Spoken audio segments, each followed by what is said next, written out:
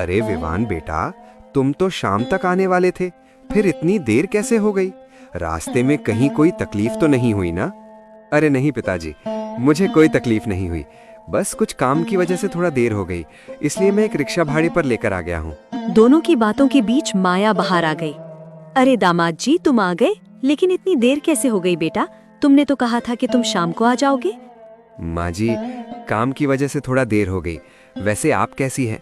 और सीता कहाँ है माँ जी? वो दिखाई नहीं दे रही।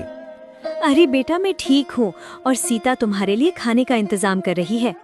भाग्यवान, तुम भी जाकर सीता की मदद कर दो, ताकि दोनों आराम से खाना खा लें और जल्दी घर के लिए रवाना हो सके, क्योंकि रात काफी हो चुकी है।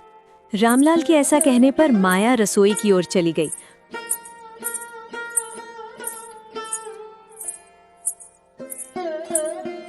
कुछ समय बाद माया और सीता खाना लेकर बाहर आ गई। दामाद जी, आज तुम्हारे आने की खबर सुनकर तुम्हारे लिए ढेर सारा खाने का इंतजाम किया है बेटा, जी भर कर खाओ। आप लोगों का बहुत बहुत शुक्रिया माँ जी, लेकिन गंगा दीदी और उनके जीजा जी दिखाई नहीं दे रहे हैं। क्या वे दोनों नहीं आए? अपने पति की ये बात सुनकर सीता गुस्सा हो जाती है और कहती है, अरे जी, इस समय उन लोगों के बारे में पूछने की क्या जरूरत है भला?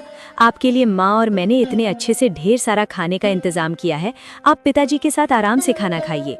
सीता की ऐसी बातें सुनकर रामलाल के मन में गुस्सा तो आया, लेकिन विवान के सामने उन्होंने अपना गुस्सा जाहिर नहीं होने दिया।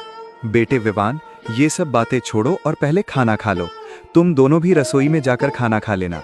उसके बाद देर न करते हुए विवान और सीता घर के लिए रवाना हो जाएंगे, क्योंकि काफी देर हो चुकी है। रामलाल के ऐसा कहने पर किसी ने कुछ नहीं कहा। विवान और रामलाल खाना खाने लगे। दूसरी तरफ माया और सीता भी खाना खाने के लिए रसोई चली गई। कुछ समय बाद विवान और सीता रिक्शे पर बैठकर घर की ओर चल पड़े।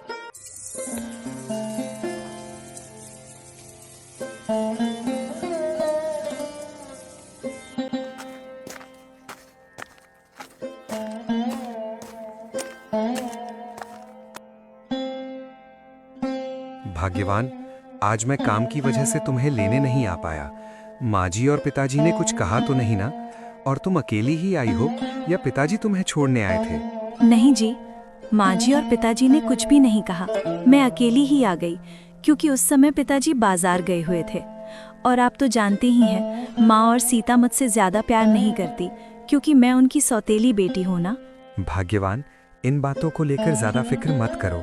कभी ना कभी अचानक कुछ ऐसा भी हो सकता है कि माझी और सीता तुम्हें खुद अपना लें। और पिताजी तो तुमसे प्यार करते ही हैं, उनके मन में कभी तुम्हारे लिए कोई भेदभाव आया ही नहीं। अपने पति रमेश की ये बातें सुनकर गंगा थोड़ी हैरान हो जाती है और कहती है, अरे जी, आप क्या कहना चाह रहे हैं?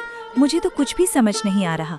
ऐसा भला क्या हो जाएगा कि माझी और सीता मुझे अपना लें? वे दोनों तो बचपन से ही मुझे ताने सुनाती आई हैं। अरे भाग्यवान, तुम कुछ ज्यादा ही सोच रही हो। इतना सोचने की कोई जरूरत नहीं है। कभी ना कभी सब ठीक हो ही जाएगा। और इन 2 दिनों में तुम घर पर नहीं थी, इसलिए घर का सामान भी खत्म हो गया है। एक काम करते हैं, कल हम दोनों साथ साथ बाजार चलेंगे और घर की जरूरत का सारा सामान ले आएंगे। हाँ जी, ठीक है, लेकिन कल आपको काम पर नहीं जाना है क्या? अगर काम रुक गया तो पैसों की समस्या हो सकती है। नहीं भाग्यवान, कल कोई काम नहीं है। कल मैं पूरा दिन तुम्हारे साथ बिताऊंगा। इन 2 दिनों में तुम्हारी बहुत याद आ रही थी। अब तुम आ गई हो तो मुझे बहुत अच्छा लग रहा है। खैर, अभी वो सब बातें छोड़िए। आप दिन भर काम करके आए हैं, थक गए होंगे। मैंने खाना बना लिया है, चलिए पहले खाना खा लेते हैं, फिर सो जाते हैं। भले ही सौतेली माँ माया ने गंगा के साथ भेदभाव करते हुए उसकी शादी एक गरीब लड़के से करा दी, लेकिन रमेश बहुत अच्छा लड़का है। गरीबी भरे इस जीवन में भी दोनों एक दूसरे के साथ बहुत खुश रहते हैं।